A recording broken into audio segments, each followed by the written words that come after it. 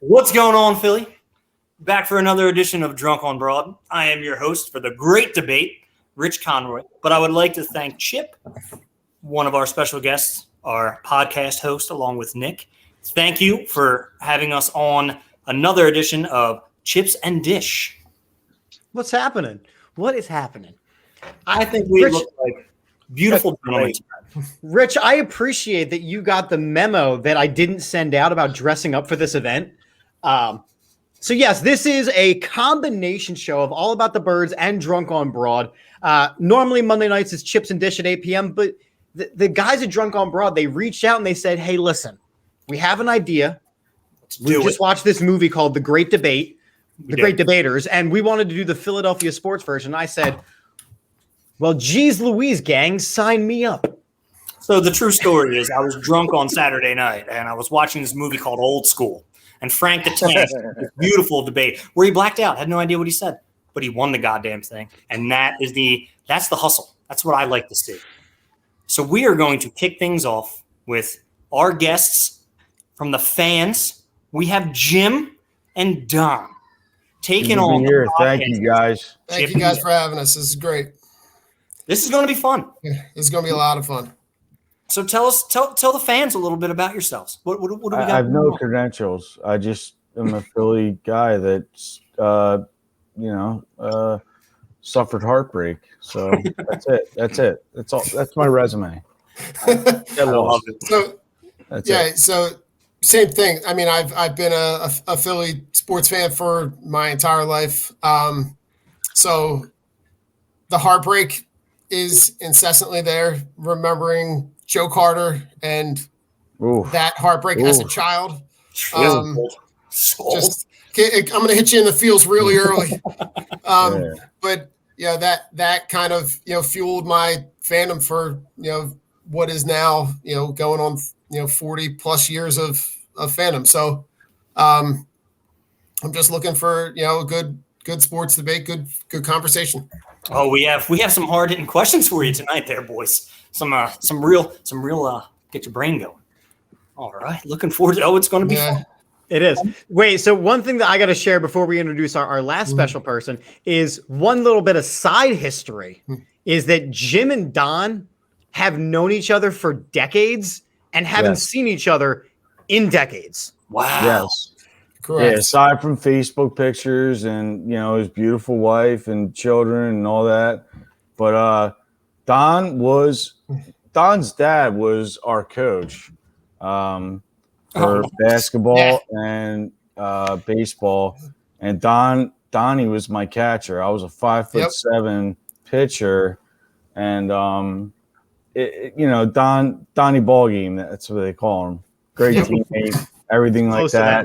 So I'm so good times to be good. Yeah, I'm so elated to be with him. See him. Yeah, it really is. So I'm looking forward to it. I like the connection. There. Let's see if you guys still can hold the chemistry up after all these years and these hard hitting questions. We bring people. We're teaming up because, Chip already started, talking a bunch of trash. Like he was gonna dunk on us. Okay. Well, you guys, all right. I feel like we're doing an episode of Drunk on Ancestry.com. This is great. I am let's find my fourth cousin while we're at it. The history of Orland Winmore Little League. 19075, man. We are 19075 strong. Orland, you guys probably never have heard of the town, but me and Donnie, he was a great teammate, and just that's all I can say. I love it. Thank you for coming on. Yeah, now let's introduce the podcasters. Chip, you need no introduction. My man, I mean, I'll take one. Well, you all right. Well, you know who this guy is. This smack face. Now I want him to lose. I was like, yeah, you guys should win. I'm like, this guy. I'm done with him. My man, Nick the Daddy on IG, or I like to call him Nick Nasty. That's my boy. He was my co-host of Drunk on Broad when we first came out. Me, him, another kid, Nick Dodd. Shout out to Nick Dodd and Oscar. We kind of lost our way with that. We're still friends. Everything's kosher and good on that end. It's just, fucking Game of Thrones. God, I hate that ruined so much stuff. Nick, thank you for coming on. Thank you for joining me, brother. No problem, man. Rich is brother by non-blood. Amen. Been friends since what? Second grade, maybe? Yeah, second grade. Best man at my wedding. Oscar been friends. How long have we known each other, Oscar? Long time. I was going to say at least sixth grade. We're all family here. We're good. I love it. I love it. Chip, go ahead, introduce yourself, you smackdown. So I'm Chip. I host a show on Monday nights called Chips and Dish on the All About the Birds network, which is what we are streaming on. We're streaming on the All About the Birds network on Twitter and Facebook. We're also streaming on the Drunk on Broad network on Twitter. And I am looking forward to opening up some cans of whoop ass on the Fine Peoples. So hope you all are ready. This is going to be fantastic. And as we discussed on the pregame show, which aka the lobby 10 minutes beforehand, we have the podcasters up first for a hard-hitting question. Me and Oscar are going to be moderating, and we are going to be listening to your guys' opinion. We are going to be rating you on 2 separate scales. I am using the Wonderlic scale, and Oscar is using the MCAT. Jesus. Do you guys have Scantrons handy? Because Chip was supposed to. Can I have the number 2? Listen, you're talking to 2 pencils. teachers on this stream. Yeah. Me and Don are both teachers. So They have you gone got away with the Scantrons. Scantron. I'm You know what I do Jamarcus with my number 2 Russell. pencil? I'm Jamarcus Russell on this one. Like Maurice Claiborne. I got a 4, and you get 9 points for writing your name, but that's okay. That's because Maurice Claiborne. Maurice Claiborne. I was thinking of Maurice Claret. I was going to say he was always on vodka. Yeah, he was. right. My man, vodka truck driver. Playing So, full Oscar, games on vodka. What we are going to do first, we are going to go with the podcasters. We're selected first, and Nick gets first crack. We're doing 2 minutes. 2 minutes. Nick gets 2 minutes, and then it is going to go to, who did I say? I said it was Jim, right? Jim. Jim, you get 2 minutes to rebuttal. Me and Oscar will text each other our scores, and then we'll see what happens. We'll see where this goes. So Oscar, pull up the first question. The first question is, being a Philly sports fan, what is the most important quality you look for in your team's organization? Is it accountability, trust, or transparency? Why? If we're talking about the Eagles, they have none of these things.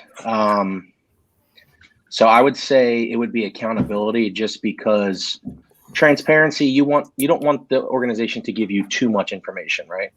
I don't expect them to tell me, certain things about players. I don't need to know that, right? I just want accountability. So we have the person in the Eagles front office that doesn't take any accountability, likes to pass the buck. There's more stories and rumors swirling about some of that stuff. We might get into that later. I don't want to spend 2 minutes talking about that guy. I'm not even going to name him right now because he just gets me very angry. I think accountability is definitely the most important, right? That's when being a player, being a coach, we teach that with our kids. We teach that as coaches, right? We want to be accountable. We hold ourselves to the highest standard. So the front office should bear that, right? They should bear the weight of that. So I think that just with right now, the Eagles that's the number 1 team in the city, right? They always will be. It's a football city. Everybody loves football. It's a hardworking city. So until they step it up, I don't feel like we should. It's not going to happen, but we need to start hurting their wallets, right? But that's where I'll leave it. Just accountability on the Eagles end for sure. And the other organizations have stepped up. You know what I mean? I mean, they've made some changes, right? The Sixers made some changes. The Phillies made some changes. The Flyers made some changes, and they're all trending in the right direction. The Eagles are the one that are trending vastly down. So they're going to be the brunt. That is time, Mr. K. Thank you for that answer. I appreciate it. And now we are going to send it to the other side. Mr. Jim? I can't disagree. I mean, the Eagles are, when I think of that in terms of transparency, they do not, they're supposed to be a conduit to the fans, to the media, and they don't give a lot. They never have, and it hasn't been that way for the last 20 years, going back to the Andy Reid days. So they, the transparency, the I'm smarter than you type of mentality that, it enrages fans like me. And, certainly in recent events, with Jeff Lurie and Howie and all those. I mean, it's been, to me, a dumpster fire. It's been an absolute, these press conferences have been maddening. And, for people that pay, I mean, it says what it says. I like that. Both of you are hitting on the right point.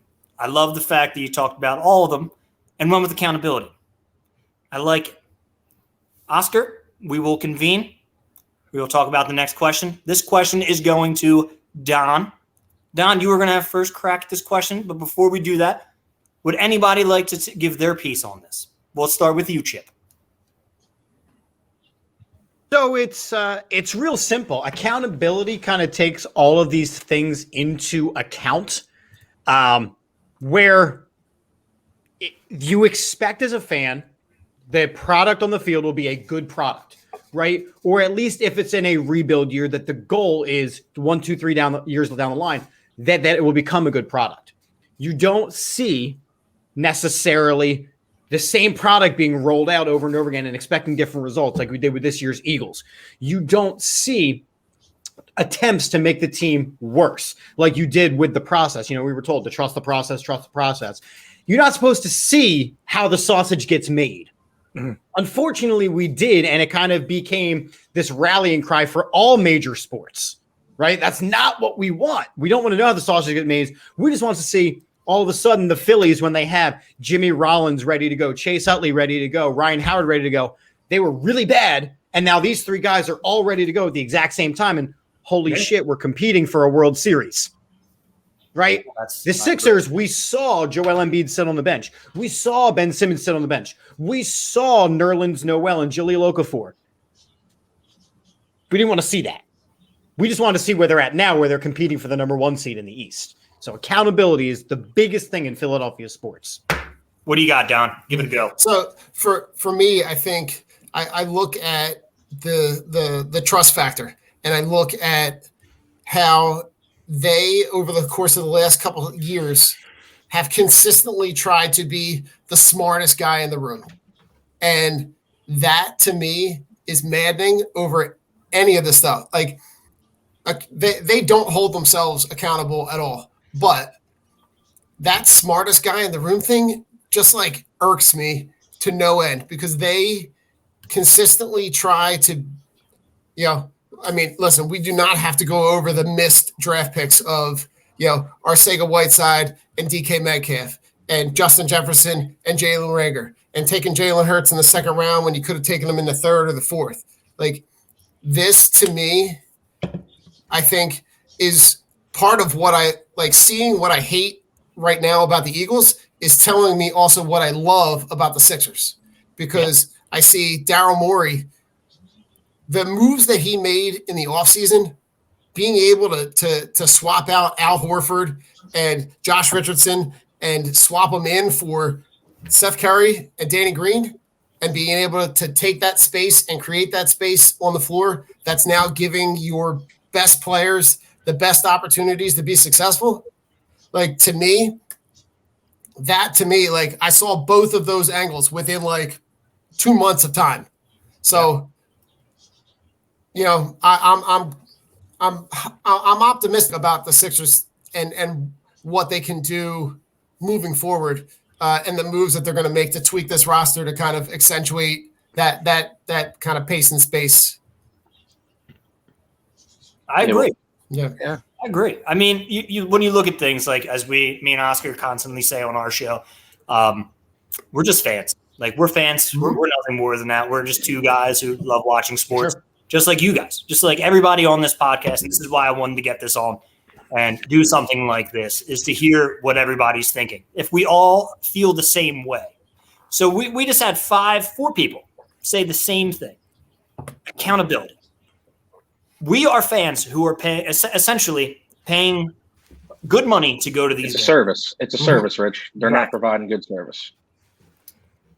We need accountability on all fronts. And that's the thing that hurts me the most, because I'm accountable for everything I do in my life. I'm held to a different standard understanding like who I am and what I have to do. The fact that we don't have our owner doesn't even hold himself to any accountability, that he doesn't hold his little weasel to have any accountability, who is destroying this football team, who cannot trade the franchise quarterback after Adam Schefter broke, what was it, last week? Oh, expect a trade. We're not saying, I don't care at this point. Trade him, don't trade him, whatever happens, happens. But this abomination and this dumpster fire that I believe Jim said was a dumpster fire, you have to be accountable for that. You have to be accountable for watching your fans turn on your organization, but knowing damn well in August and in September when those games come back, and if there's preseason or the regular season games, we're all going to be watching it. So guess what? We have to be accountable for ourselves too. Right, and they got rid of everybody but the right guy to get rid of. And what does that show? There's a reason for that. It's because Jeffrey, for whatever reason, everybody always says he hires good people, puts good people around him. He has a blind spot for Howie Roseman. It doesn't make any sense. And then you realize that they say Jeffrey Lurie has final say with player personnel. He can go to Howie and say, listen, I like this guy, right? Owner should not be that involved. No. Jeffrey is the problem. You look at all the other three major teams in the city, right? Within the last 2 years, they've made general manager changes, right? And they've all been very good hires, and they've all made teams significantly better. You know what I mean? The Flyers are significantly better. The Sixers are significantly better. The Phillies, they're going to be better. You know what I mean? They couldn't be worse. They've already started signing the right players. You know what I mean? It's just, I don't know what the problem is with the Eagles, right? You have the market that's the fans, they're not listening right now. The fans are telling them, this is what we want. You know what I mean? Right. This is what we need to do. But ultimately, just like Rich said, the fans are still going to watch the games. They're still going to sell out the season tickets. Until that changes, nothing's going to happen. Now, I think that they got off the hook this year because people couldn't go and boo relentlessly 100%. For 8 games this year and just be constant booing, right? That carries a lot of weight for Jeffrey Lurie. But instead, he's sitting in the press box and he's just hearing crickets and he's hearing the guys call the plays, and he can turn off the radio. He doesn't have to watch the press conferences. I also think that he talks too much. I don't want to hear his press conferences. I want to hear Howie Roseman talk and answer tough questions, but he doesn't. And there's a reason for that. Right. Now, Nick, it's interesting that you say a couple of those things because up until this past offseason, Jeffrey Lurie didn't talk as much as he had been. Correct. This is a brand new gem.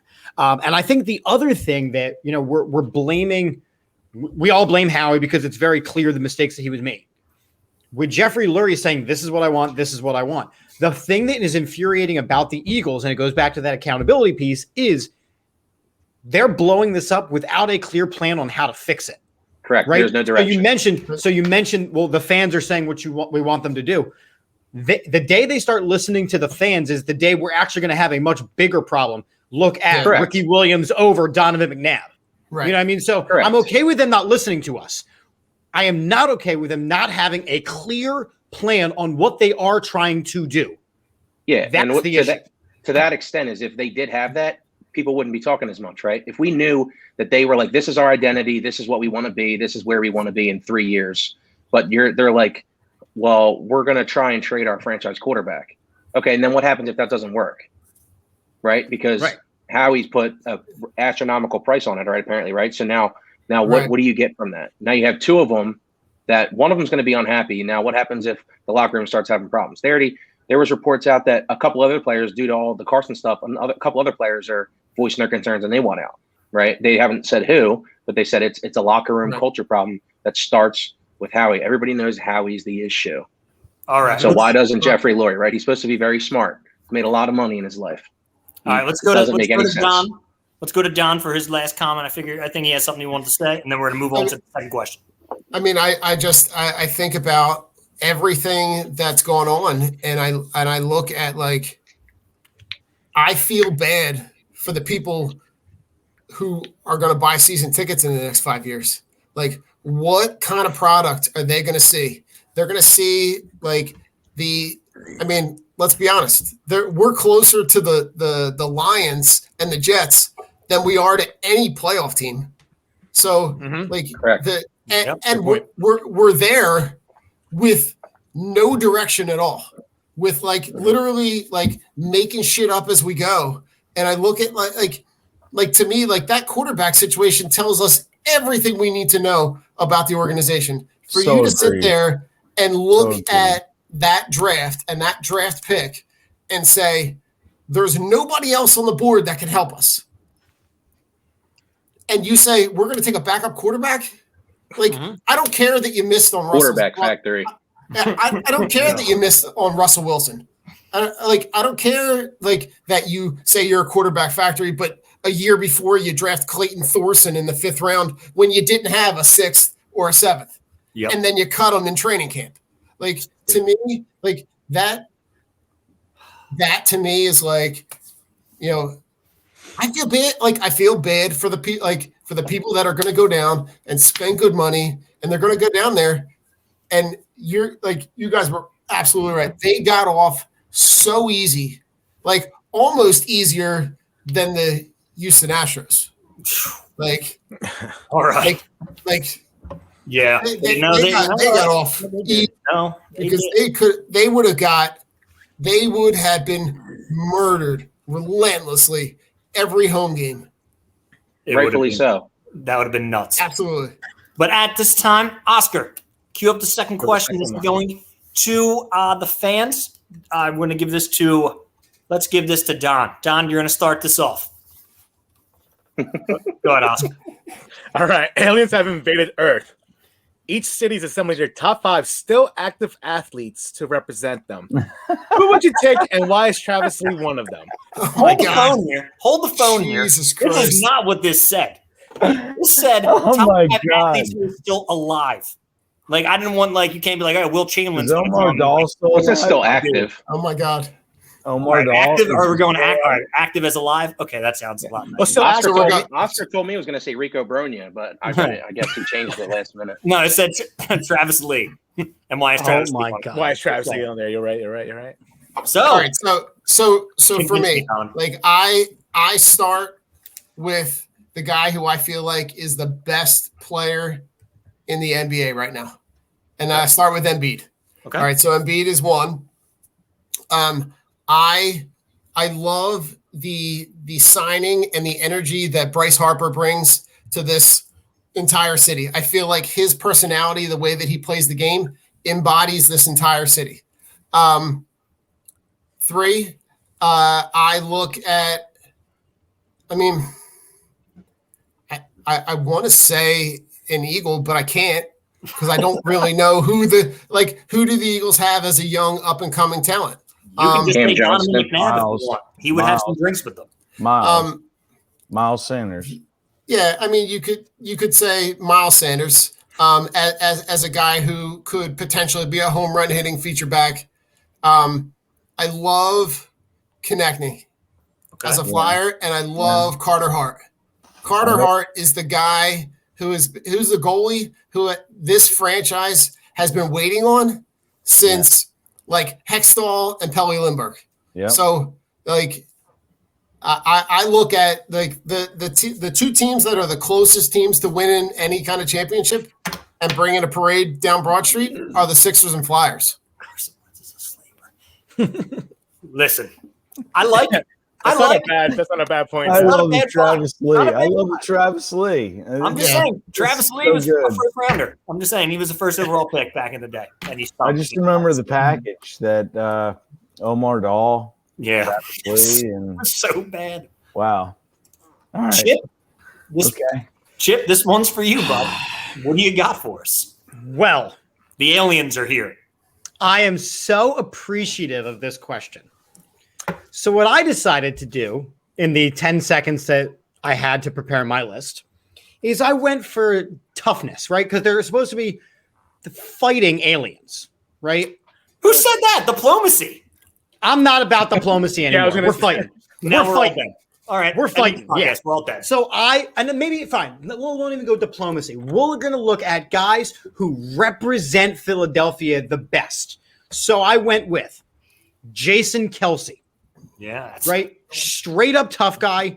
You can't knock him on his ass, and he will get shit done. Jason Kelce. And along those same lines, I go Brian Dawkins. Yeah. The cerebral, hard-hitting assassin. So I got 1 and 2. That's a gimme. Okay, so then I ventured off to different sports. Bobby Clark. Right? Bobby Clark. So there we have our first Flyers reference up in here. Bobby Clark, straight up tough guy.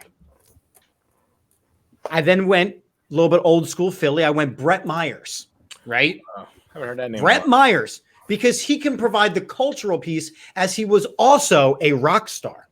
Maybe he can play some guitar, baby. Right? And finally, the piece that you were probably not expecting, and a name from the past, if you will, is I am bringing in Tyrone Hill. That way he can return to whatever aliens left him here in the first place. Because that is probably one of the ugliest individuals I have ever seen in the history of the world. And he is part alien. So Tyrone Hill is also on my list. Well, none of you guys hit my top one yet. So, Jim, let's see what you got. What's your rebuttal to your top five? All right. I'm gonna go.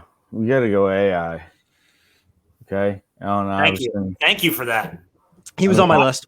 And why? Because he will buy out that City Line Fridays and those aliens. Exactly. He loved. That's the guy that he loved those wings over there. You know, he partied, and but listen, he did it in a different way. The fact that he was a leading scorer. The fact that he was a 5'10" guy that just laid it on the line, was with the big boys. He wasn't a perimeter guy. I mean, at times, when he was a streaky guy. So, I mean, I'm going to go with him. I mean, pound for pound. I mean, we got to say Allen Iverson's toughest Philly dude. I'm gonna go. I'm gonna go like it's Brian Westbrook. I'm gonna go Brian Westbrook. Okay.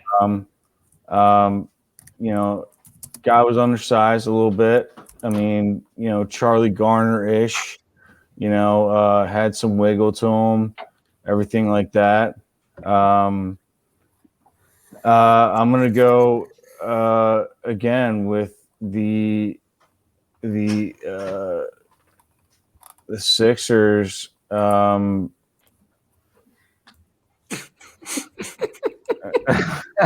my God! Nah, something that's not right. George Lynch? No. Honestly, I'll go. The Tyrone Hill thing's killing me. All right, you're done. You're off the clock. Nick, who you got? Give me your five. Give me your five. 7 minutes for 2 guys. Done. I mean, AI, I feel like is a given. Because he's the toughest player I've ever seen. He's also an elite player. In today's NBA, he would score 40 a night easily. No doubt about it. He would score 40 a night every night. Number two. And then I would go Jeremiah Trotter. Yes. Big dog. He's tough, but he was also elite when he was in his prime during the Jim Johnson years. He was an absolute animal. I would also go Weapon X because Brian Dawkins brought it every single snap. He's going to hit you. He's going to make you feel that when you wake up tomorrow. I like those. That was my point. Like when it comes to the Sixers, I mean, if we're going top five, I mean, maybe Charles Barkley just because he was such a dog back in the day. And he was an elite player, got the most out of his body. And he did have an experience with the aliens in Space Jam. So that's a good point. Correct. He was also like, he's a 6'6" center that just absolutely, dominated for his size. Right. So what do I got? 4, Rich? Is that 4? Give me your fifth. The fifth. Trying to think of who I want to go. Do we go with just everybody loves him? I think he's a little bit overloved, but I think, he's tough too. We'll go with Chase Utley. You have to. Thank you. Yeah. Thank you. Just go with Chase Utley there. I think all three of those guys, when they deserved a lot of the credit, but they also deserved their fair share of blame. And I feel like Chase just skated. Jimmy Rollins and Ryan Howard got all the blame, and Chase got no blame. He was just as guilty, right? He fell off a cliff too, right? Those guys, just all those years of all those extra innings wore on him. But he just his quotes alone, right? That's why the Jason Kelce thing. I was like, his speech alone gets him in that list, right? Yeah. So Chase Utley's up there too. So that'd be my 5. My apologies. The Tyrone Hill thing threw me off, but I would Yeah, go I understand. That was not fair. I would go Andre Waters, and I would go honestly like George Lynch. I mean, George Lynch was a dog, man. Yeah, George Lynch was an okay. All right, I'm done. Sorry, I'm just gonna leave that ready to go. I'm gonna leave that ready to go, and every time Jim talks for us tonight, I'm just gonna just put it up. But I had some good stuff. I just couldn't. I could. That's how Andre Waters. Let's remember him. I mean, and certainly George Lynch was a defensive glue on that team. Certainly, just unbelievable. Listen, guys, y'all pose a bunch of good dudes, and I like it. But my 5 that I'm bringing for the aliens, I need diplomacy. Right, here we go. I need toughness, and I need guys who are going to party. So my first guy, obviously, I'm bringing AI. TGI Fridays. There will be some crazy stuff happening. Those aliens will never want to leave the city. So you can guarantee that nothing will happen. Next, I'm probably going to go. Everybody was saying Lindros. I like it. I like Lindros, but he won't remember anything that happens from that night. So it'll be tough. It'll be tough bringing him.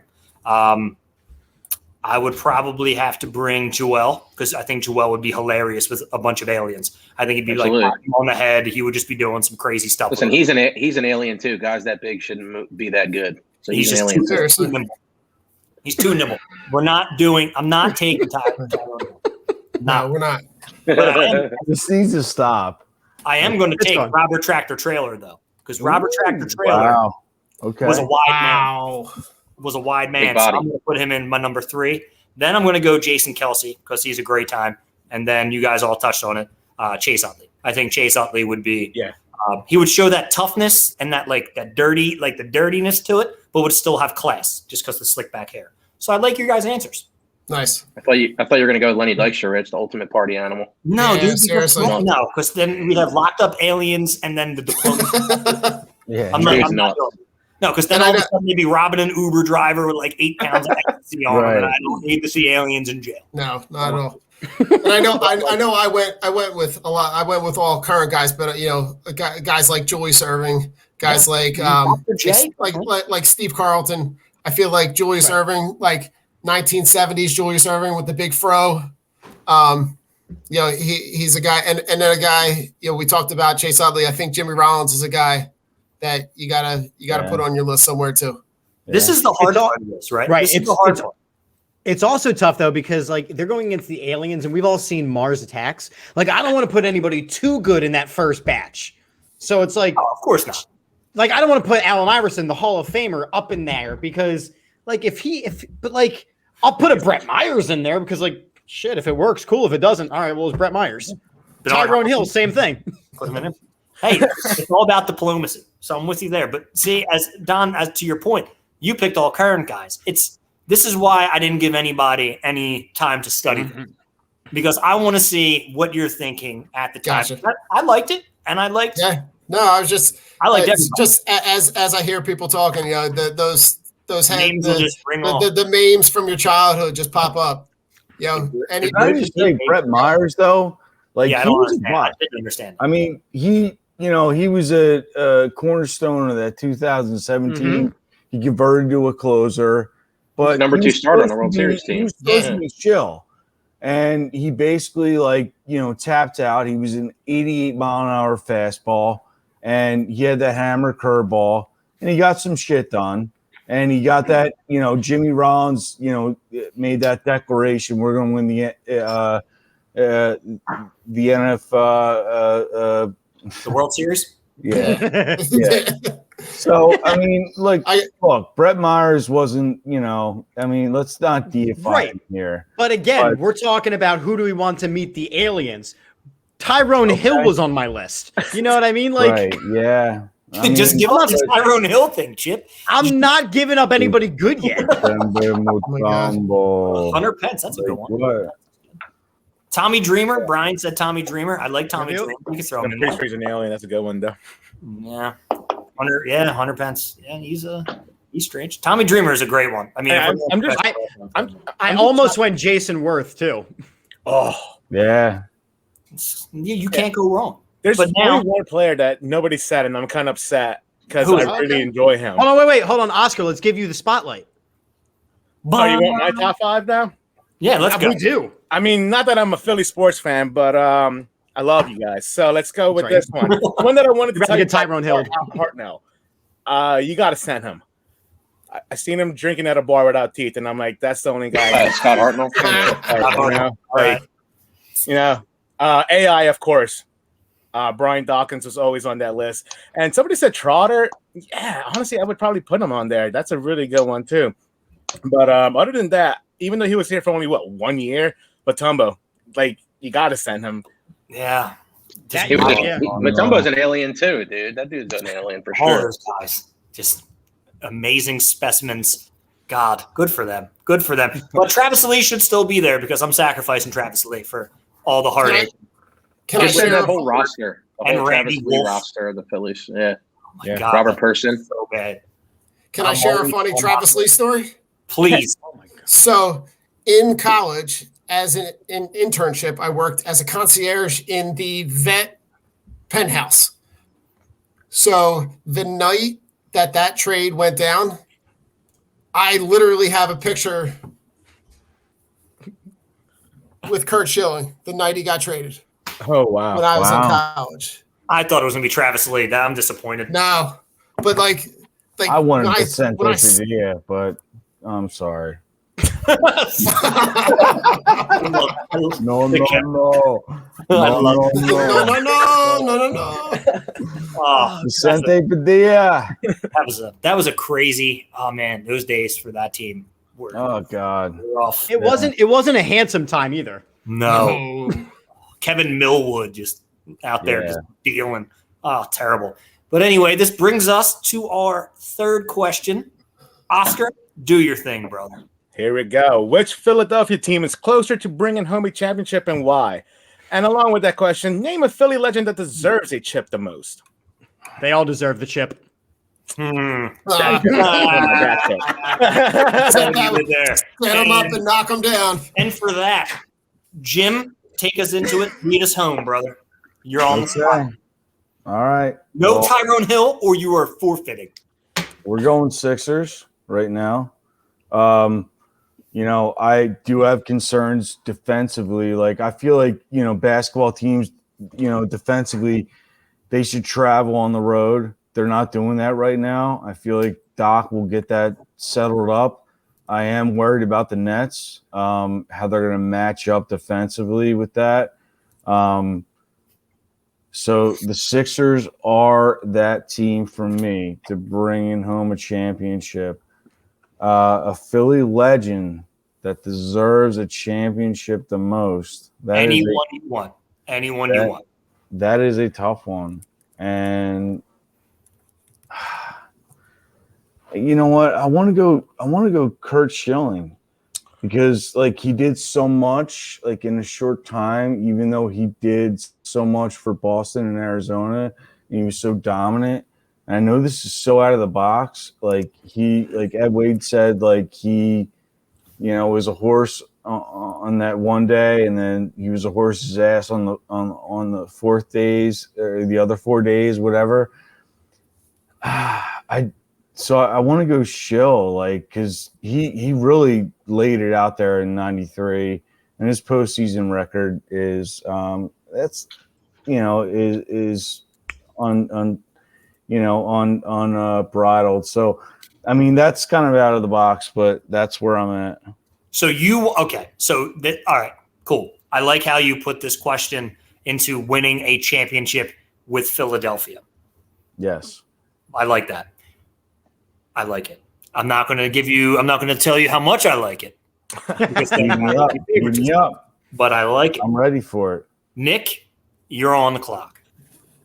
Yeah, so I think the Sixers and Flyers are both, I think, pretty close, but for this argument, I'll take the Sixers just because I think that their competition is really one team and one team only. I don't think the Nets are going to be able to beat the Sixers in a 7-game series. One, I think the Sixers have the better coach. Two, I think the Sixers have the best individual player. And 3, I've seen the Nets play all 3 of those guys. None of them. Well, Durant will play defense a little bit, but the other 2 stars, they play no defense. So they like I watched. They lost the game. How do they lost. Well, who guards? So you put Simmons on Durant, right? Right. Who guards Embiid? I'm not. You put Matisse and and Tobias can cover Harden enough, right? You're going to throw. Yeah, they're going to also add. They're going to add it. They're going to add another wing defender. That's going to happen. Right. Also, like the one game that gave me a lot of hope for the Sixers this year already was when they were playing Indiana. They were down like 23 in the third quarter, and what the Doc did, he switched to a zone. Right. He stuck to a zone, and Indiana couldn't score. He got him back in the game. Brett Brown would have never did that. He would have stuck with his starters. He would have played his way, and they would have lost by 30, right? But Doc said, you know what? These guys are playing well. I'm not putting my starters in. I'm going to play the zone. It's working. They got back in the game. They won. So if you could play a zone on the Nets, and then you have to, and because then Durant and all those guys want to shoot threes. They can't shoot threes over you, right? Or they have to shoot 30-footers constantly and make them. I just think that they're a tough matchup. Like I think the Sixers are a tougher matchup for them than they are for us, I should say. Right? Okay. And hockey, it's like it can be the team that barely gets in. Like that year when they went, what was that? 2010 maybe? Yeah. I forget the year when they lost to the Blackhawks. Well, they were like they shouldn't even have got in the playoffs. They got in, they were the 8th seed, and they were down 3-0 to the Bruins, right? They came back and they won. So that's the way hockey is. It's tough. You can never say the Flyers probably have the best roster out of the Philly teams, but it's tough. So who's your legend that deserves the chip the most? This is easy for me because they failed him. He carried the team for a decade, and that's Iverson. They failed this man, right? So all they had to do was, instead of drafting Larry Hughes, they draft Paul Pierce. That's a whole different roster. You know what I mean? Or instead, if they don't get this, they had the worst record, but they don't get the first pick. They get the second pick. Instead of getting Tim Duncan, they get Keith Van Horn, right? Yeah. So little stuff like that. You could have AI with Tim Duncan. They win multiple championships. Would have been right? AI and Paul Pierce. They win at least one championship, right? And they took Larry Hughes because Larry Brown made a promise to his mom, which is stupid. Right. It's the Howie before the Howie. Correct. And it's like, AI, he carried that team. Like you watched that team. Like that Lakers team was not going to lose. And AI basically won them that game by himself, right? That's all they had in the tank. All that team did was AI scores 40. We're going to play team defense. We might have a guy that scores 12 or 13. Might have a guy that scores 8 or 9. But that's what they did. They played defense, and AI would score 40. That was it. It worked. It worked, right? I mean, their Raptors teams were good. They probably had better rosters too, but AI was just so good that those couple years right there. I just think that he basically killed himself every night. You seen the injury report with how many injuries he played with, right? He played with broken fingers, sprained ankles. He was hurt all the time, and he always just gave it 100%. He didn't practice, but that's fine. Right? We're going to give this he played drunk. He played drunk all the time. You're done, Nick. You're done. I'm mediating. Okay. Done. Chip. And then we're going Don. All right, so I agree with everybody. The Sixers are the next team that is going to win a Philadelphia championship. The Phillies they have some pieces, but they don't have the pitching. The Flyers, right now they're dealing with the COVID stuff, and it's really anybody could win at any time kind of thing. The Eagles, they're going the wrong way. But the Sixers, they've got a big three. We don't know if it's the right big three yet, but they have a big three in Simmons, Embiid, and Harris, and they have complementary pieces that know their roles and are playing their roles. So I think the Sixers have the best chance with the strongest proven coach. Tying into the second part of the question of name a Philly legend that deserves a championship the most, I agree the Allen Iverson thing, but he's a Hall of Famer. My original answer was Brian Dawkins, but he's a Hall of Famer. Yeah. The player that I'm going to pick. That's a great one. Yeah. The player that I'm going to pick is the only reason why he's not a Hall of Famer is because he didn't win a championship, and it's Donovan McNabb. Donovan McNabb would have been a Hall of Famer for sure if he was able to win a Super Bowl.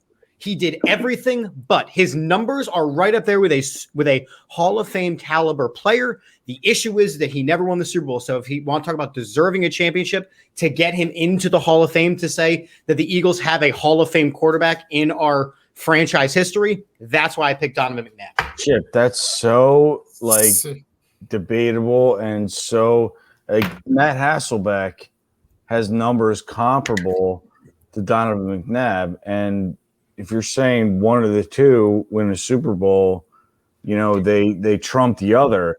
But I do get what you're saying. The numbers aren't comparable because if you look at NFC championships and NFC championship experiences and dominance over an entire couple of almost a decade, that's why McNabb goes way above Hasselbeck. Definitely. So for me, like the Flyers, I think you're right, Nick. The Flyers probably have the best roster, but there is so much more standing in their way. You look at like I think the Bruins and the Lightning are going to be killer for them in the second, third round of the playoffs. The Phillies, I think what the Mets and the Braves did in front of them and the improvements that they made are going to make the Phillies road harder. So I think obviously Johnny, the Nats have done. We have to mute him. One at a time. There you go. So for me, I think obviously the easy answer is the Sixers because the Eagles are going in the wrong direction on a fast track. So, but I think the Sixers are like a bench scorer away from really being a team that like the Nets can't even handle. I think if you add like some of the guys that they're talking about with Bjelica, or if you add Trevor Ariza, you add those wing guys that can score that now elongate your bench. I think that makes a huge difference for what they're able to do. I think what you saw in the last two games actually is how much they actually miss Shake Milton scoring off the bench. That to me, over those last couple games, seeing when you replace him with Maxey, although I love what Maxey does, I think you see what Milton's able to do to come in and score and give you that, those double-digit points off the bench. As far as the guy who I think deserves to chip the most, I literally had four guys. I had Iverson, I had McNabb, I had Dawkins, and the last guy I had was Lindros.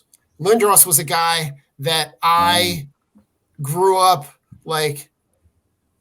That was like glued to the screen, had to watch, no questions asked. I think he just got murdered with injuries. He got hurt and they had a ton of talent around him. And I think he just never was able to get to that point where he was able to elevate the entire team. And I would have loved to see him be able to have that parade and have that on his resume in Philadelphia. I mean, you guys named all guys that are truly deserving. I like Lindros.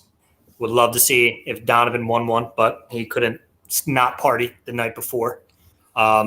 That game. Yeah, Donovan was drunk during the Super Bowl, man. Yeah, that was heartbreaking. I didn't say he needed to win that Super Bowl. Yeah, just a Super Bowl. He should have played better. They would have won a couple more.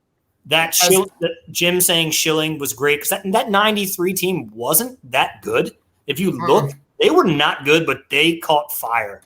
Yeah, they were not good. Like they go ahead, Don. They had a similar outcome to that Flyers team that we talked about, just creeping in at the end of the playoffs and going on a run. And that to me, like it's the prime example of just like getting a seat at the table. Yeah, and they did. That team, I don't think they had like one hitter who batted like over, I think like 290. Their pitching staff was good. They were good. They ran into a buzzsaw. I mean, Toronto was, ridiculous.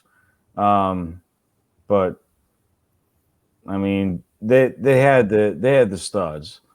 Yeah, they did. But they also, you look at Chill is a in terms of my answer to your question, is a kind of a reach, but I like Curt Schilling because you look at when he pitched for the Phillies. Look at the other pitching staffs. Look at that Braves pitching staff. Look at some of the teams that were around at the same time when Schilling was a Philly. There were some dominant teams.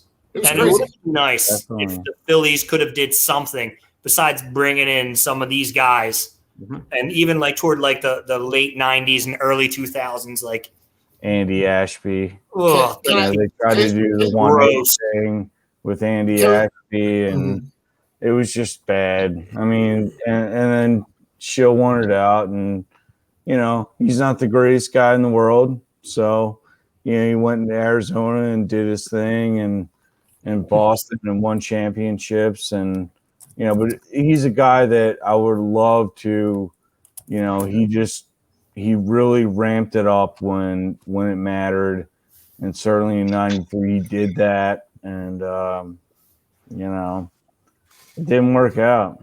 I mean, can I throw one more name out there that we can probably all agree on?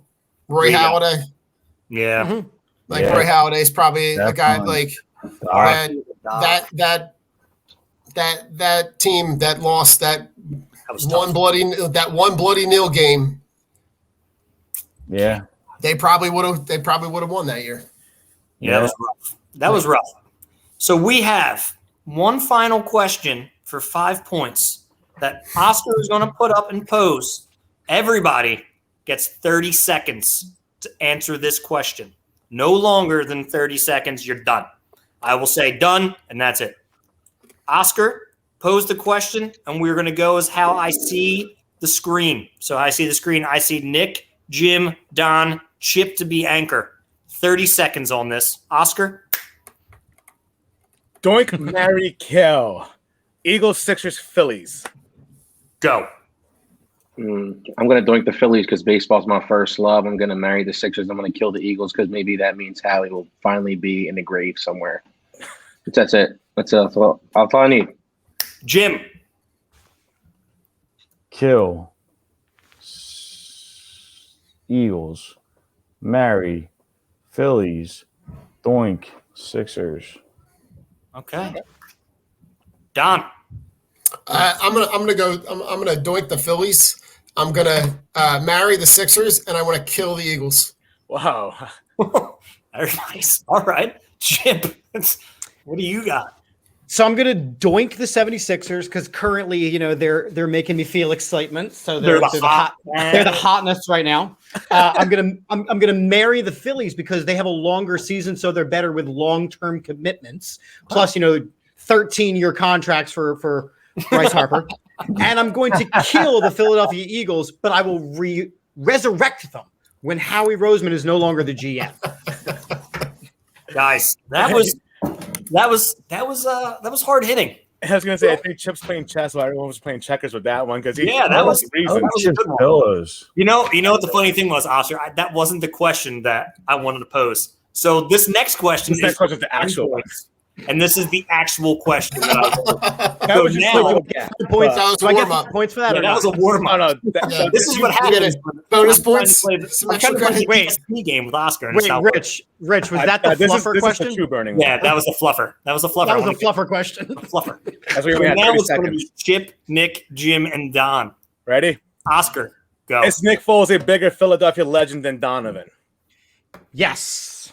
Go. Because legends never die, right? He got in, he won his title, and he got out. Donovan, he's still sticking around, right? He won't let himself die. I hate this, I hate that, I won't talk to this, I won't talk to that. Nick Foles won a Super Bowl, and there's still a mystery about him, right? People still want him back, even though every time he's changed his zip code outside of Philadelphia, he has sucked. Nick Foles is a bigger legend than Donovan because he won a Super Bowl. Nick. It's Big Dick Nick, baby. He's a bigger legend. He's got the statue. He's got the trophy. Donovan blew it in the biggest chance. He threw up on the field because he was drunk and couldn't contain himself, and he ran the best skill player he ever had out of the city because he just couldn't get along with them. So Nick Foles for sure. I agree. He sucks everywhere else, but in Philly, I don't know what it is when he's here. He just wins games, baby. That's it. Don. So I think Nick Foles did what Donovan couldn't do ever. Donovan threw worm burners for as best with the best of them, even though he is. I will tell you, he's probably the best quarterback in the history of the franchise. Nick Foles came in and did what no one else did, what he couldn't do, what he couldn't elevate the team to do in 4 NFC championship games, in a Super Bowl. He never did it. So for me, Nick Foles is a bigger legend because he did what no one else did. He's done the only thing that no one else has done. Jim, lead us to the promised land, brother. Is this a serious question? Because, I mean, there's a statue of Nick Foles. Donovan is absolutely, to borrow off a TO, he was absolutely drunk before the Super Bowl. And, Nick Foles, as streaky as a quarterback as he was, I mean, he just did it when it mattered the most. And he won a championship. And, boom. All right. He went out. All right. Came in and won out. See, my problem with that whole thing is if I'm going legends, I want my legend to be a story of defeat, perseverance, and triumph. But here's the thing, though. Something that Donovan Nick Foles has that. Can I say something? Yeah. Can I say something? Can I borrow Carol? I was trying to throw you off thinking you think I was going to take Donovan, which I'm not going to take. No. I remember walking home after that Super Bowl when T.O. played on a broken ankle through the abandoned Bradley's parking lot in Stratford, New Jersey off the White Horse Still Pike. abandoned to this day. Still abandoned to this day. And standing there and looking at Bradley's and thinking, I have to walk through this dread thicket, these woods that led back to my house through the hospital. Yep. I'm like, I'm going to get stabbed by a hobo, and I'm crying because the Eagles couldn't beat the Patriots. I will never forgive Donovan for any of that. Nick Foles, I am over him. I never want to see him in green again, whatever, midnight green, whatever green. No. I don't care. I never want to see him back in the city. But yes, Nick Foles is the bigger Philadelphia legend, but I also don't believe in statues. Take that fucking shit down. Doug and him are gone. I mean, statue shouldn't be up until the coach is gone. Yeah, he's still playing. It's so, you know what I mean? So it's just so weird. Bud Light. But like the perseverance thing's true, right? He came here, he went 26-2 that one year. Remember, he lightning in a bottle with Chip, and then they traded him, and he didn't fare so hot. He came back. They were like, you know what, we'll give him a shot to back up. Lightning in a bottle that year. That's why I think Jeffrey Lurie's still drunk on Howie Roseman. I don't know what he's putting in his drinks, what kind of pictures he's got of Jeffrey Lurie's wife. I don't know, but he's still but I won a Super Bowl. Look at the roster I built. Everything worked that year. It does, and you held on to the guys too long, right? He said we're the new Patriots. That's the model. What do the Patriots do? The Patriots get rid of guys before they come back and bite you in the butt. And the Eagles did what the Phillies did with Jimmy, Ryan Howard, and Chase. Right? They held on to them too long, and then that window closed shut, and then that's it. Right? Then you have to rebuild instead of retool, which is what the Eagles didn't do. Right? You have a young Carson Wentz. You're like, let's retool, but instead let's bring back Alshon Jeffrey on an extension who. You could tell he couldn't run anymore. Let's keep bringing back Jason Peters, even though all of us in this chat could probably play better than Jason Peters right now. Oscar, I've seen you play offensive line. You're better than Jason Peters. One right Oscar, for sure. Oscar has better knees than Jason Peters right now. I was going to say that may be a competition. What do you got, Don? They got burned like those thank you contracts like the Phillies gave out. I think you're 100% right, Nick. They gave out those thank you contracts to the Phillies. When, as much as we love that team that won the World Series, they should have moved on from those guys. This Eagles roster is littered with those guys that got – the fact that they gave Jason Peters an extra $1 million this year to play a position that he was horrible at, that you had a guy that could have replaced him.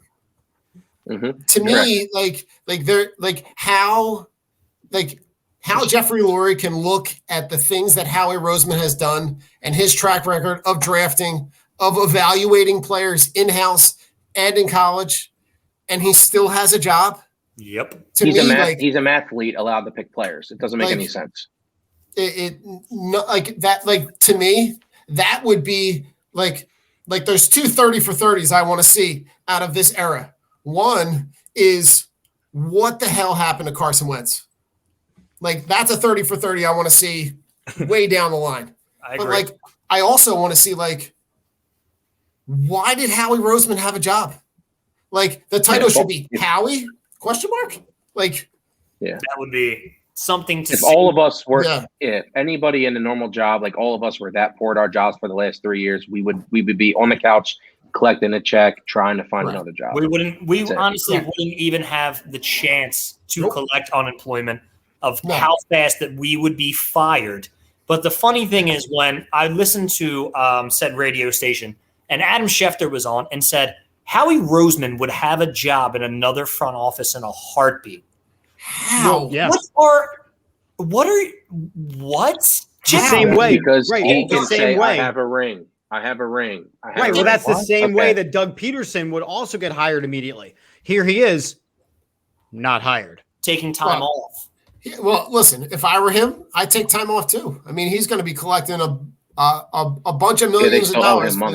They still owe him money. So, like, there's no reason for him to go back and go get another job. He can go on his book tour that he wrote a book, right after winning a Super Bowl, because you want to talk about putting up statues and writing books too early. Chip, while me and Oscar deliberate, why don't you take us into whatever segment you would like to take us into? Well, so some breaking news happened whilst on the air, and I'll just take your immediate feedback, my friends. The Sixers starting lineup for their game against the Utah Jazz has come out. While it looked like it was going to be Joel Embiid playing this fine evening, it has now come to be that Joel Embiid is sitting out with back stiffness because, he's sore. So we are going to end our Western Conference trip with Mike Scott playing center against the Utah Jazz. So our starting lineup is Danny Green, Tobias Harris, Mr. Curry, the wrong one, Ben Simmons, and Michael Scott. No. But listen, the fact that can they beat the Utah Jazz tonight? Can I go? No. They can, but will they? Probably not. I don't care about the Jazz. I think that the Sixers they have depth. Daryl Morey, as we've discussed, eloquently, they've, he, in one deft move on one night and draft night, he rebuilt that team. But Joel Embiid is playing at an MVP level. Ben Simmons, when he plays, that's I think that's the biggest. He's on borrowed time. Right. Ben Simmons. Well, no, that's going to be the reason why he doesn't win the MVP this year is because of sheer amount of LeBron goes out and plays every night. Right. Nikolai Djokovic goes out and plays every night. Joel Embiid misses every other game, every third game. So when he's on the court, he is dominant and nobody can stop him. But if he is not on the court, Joel Embiid cannot win an MVP award. But here's the thing, though, is that in the playoffs, they're going to have 2 or 3 off days in between every game. Right. He's going to play. He's going to play every night in the playoffs. He's going to play too. But the minutes are going to be ramped up. Right. It's like, that's why I worry about the Nets defensively for us. Those guys are going to, those three. Those guys they're going to be playing 42 to 48 minutes, and but in terms of depth, this team has that. But my thing is, defense just needs to travel, and Doc, that's his hallmark. And we're talking about Tyrese Maxey. Doc is so stuck on his veterans, like. We need to get Tyrese in there to, on the defensive end, which creates transition on, the offense. So, but the biggest thing that I look at we keep saying, what are these Sixers missing, right? What are the Sixers missing to put them at that higher echelon? I think you're going to see it tonight because on no NBA team is Mike Scott a starting NBA center. No. So we have Dwight Howard on the bench, which him on the bench role is where he needs to be. But on nights when Embiid can't play, Dwight Howard's got to be the starting center. So when you'd rather have Mike Scott as the starting center? Do you want Tony? Like, what's your alternative? Like, that's what I'm saying. Like Dwight Howard in this role playing. You don't want him on the floor for more than 12 to 15 minutes for that. Right. And that's what I'm saying. That's what the Sixers team is missing. They are missing that stretch 4-5 guy, that Kevin Love type player, that guy who can play the 4, but can actually play the 5. Mike Scott's not that player. Scott is a small forward, maybe a power forward. You need a power forward who can play center. Mike Scott is a marginal NBA player. Yes. He's past his best days. He's marginal. Sure. And he's a guy who's not going to get on the floor on a normal night. Like, you look at the game that they played the other night. He played, garbage time at the end of the game. So this is just, for me, like, this is a guy this is a time where you put Mike Scott there because you don't want to overextend Dwight Howard to the point where now you're bringing Tony Bradley off the bench. Right. So, absolutely. My thing comes to be, Jim, I think you're right. Like, this game means what? But let's inject some optimism in here. I mean, Daryl Morley, like we said, in one or a couple deft moves on draft night, created some space and he's got Seth, Curry. And he's got Danny Green, and he was a streaky shooter, and he's been there in big games. But these guys have to prove themselves. I mean, there's no doubt about it. Ben Simmons, I'm not high on. I mean, it is what it is. But it's just in terms of matchups, I'm thinking down the road, and I shouldn't be, but, I'm worried about the Nets, how they're going to defend the Nets. The Celtics have always been a thorn in our side. I think the thing with the Nets and how you beat them is there's still only one basketball. Yeah. Right. So you have 3 monster scorers. Yeah, and I am not taking anything away from Kevin Durant, Kyrie Irving, or James Harden, but there's still only one basketball, and not one of those 3 plays quality NBA defense. That's how you beat this team. You put Ben Simmons on Kevin Durant and shut him down. You put Thibault or whoever is going to shut down James Harden a little bit, right? And I think Kyrie Irving, he's going to get his points, he's going to get his assists, but you can outscore that team. You're talking about a team that's giving up 149 points per game. I am not worried about the Sixers versus the Nets. But gentlemen, can you agree that the differential last year was absolutely horrendous on the road to home? For sure. Yeah. I mean, and this year it's like, it's not as bad, but I mean, they are, they need to get better. The defense needs to travel, and good basketball teams, as we all 6 of us have been accustomed to, have seen, they travel. I mean, it just does. Except we keep saying how they travel. If there's no fans in the stands, it doesn't matter whether or not they travel. It's just an NBA court. Understood. But I think defense is all effort. Defense is just effort. They need to just play with effort. That's all defense is. All these guys are top tier athletes. So anybody that says he's not a good defender, it's because he doesn't want to be a good defender. Right. That's it. Agreed. You know what I mean? Like, that's why Ben Simmons is so good, because he is extremely gifted. They say, unanimously, he's the fastest player in the NBA. He can guard every position on the floor. He's strong. He's fast, but he likes playing defense. Yeah, I mean, he likes playing defense, right? And what's going to happen. I mean, honestly, what's going to happen. Go ahead, Don. So I think what you're seeing now is a combination of 2 things. I think you're seeing the effects of a solid, seasoned NBA voice in Doc Rivers, and I think you're seeing the influence of that on this roster. I think you're seeing Tobias Harris play better, but I also think you're seeing a better, well-built bench. Do we really have to compare the benches of this year versus last year? Like the guys that were coming off the guys that were coming off the bench last year were garbage. Yes. But it's just making the most out of your players too. Like Doc is able to look what Shake has done with Doc, right? He tells them, I'm going to put you in the best position for you to do what you do. This would never happen with Brett. Part of the problem with Brett Brown was he grew up in the process with those guys, right? So Joel and Ben look at him as an equal. Right. Basically, that was what it was. Doc Rivers comes in, he's got the notoriety, the name. Now they're like, oh shit, I have to listen to this guy, and he tells me what I need to do. And Joel's responded great. Ben is what he is. He's an elite defender, an elite passer, an elite rebounder.